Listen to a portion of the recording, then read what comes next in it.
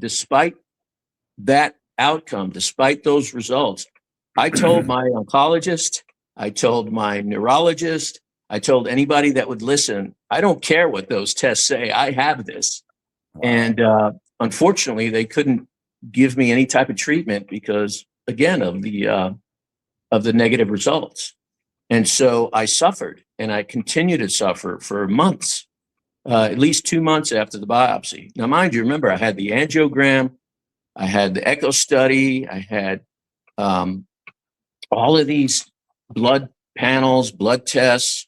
They thought I might have had myasthenia gravis or MGUS and all these other things, but nothing was concrete. And so therefore I could not be administered any type of treatment.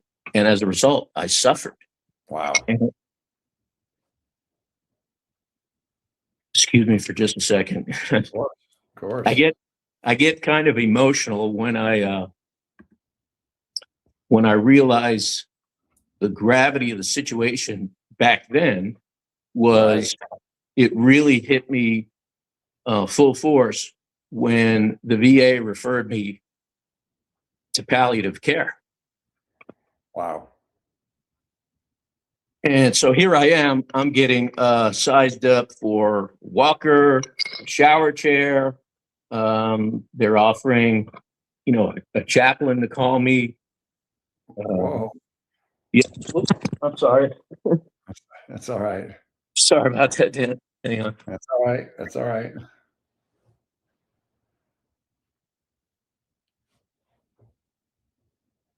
We're talking with all this drama, but no. So it was really a come to Jesus moment when I was sitting in front of my palliative care doctor. And it was only then that I understood the gravity of what was going on, that my time was limited. And from that point on, I started planning, if you will. And I know many of us have been there, whether it was wills and household effects and school circle with the family.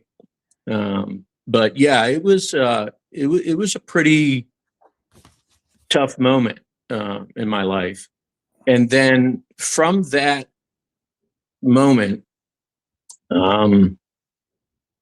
my friend, I told her I need to go to the ER again, and please take me back up to the Fort Hood, to the Darnell Army Medical Center.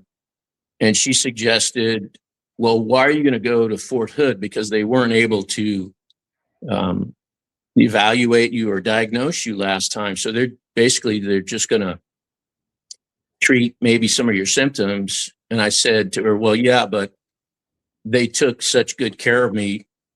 If anybody, then at least, I trust those folks up there, diagnosis or not. And she suggested, well, how do you feel about me taking you up to UT Southwestern up in Dallas? Because her words, and I really wasn't familiar with this term at the time, they're a center of excellence. Mm-hmm. And I said to her, okay, let's go. And, this was a tough drive. I mean, I was having a hard time breathing. I could barely get dressed that day. And we made it up to UT Southwestern. And within minutes, they admitted me into the emergency room. They set me in a wheelchair. I had a room in short order. I had doctors come by asking me all kinds of questions about dizziness and fainting and blood pressure. And I looked up at the doctor and I said, I remember this plain as day, you think I have amyloidosis, don't you?